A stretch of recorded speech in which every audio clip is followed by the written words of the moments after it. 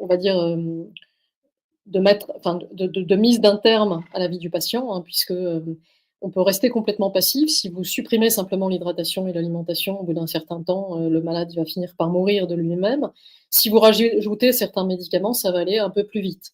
Voilà, et donc dans son cas, Roger a été, considéré par l'hôpital comme indigne de continuer à vivre, simplement, heu en raison de sa perte d'autonomie, alors que c'est un garçon qui s'accroche autant qu'il le peut, qui a une force vitale, qui ne demande qu'une seule chose, c'est à vivre, et voilà, donc c'est un exemple, là, qu'on peut suivre au jour le Un jour, puisque exemple.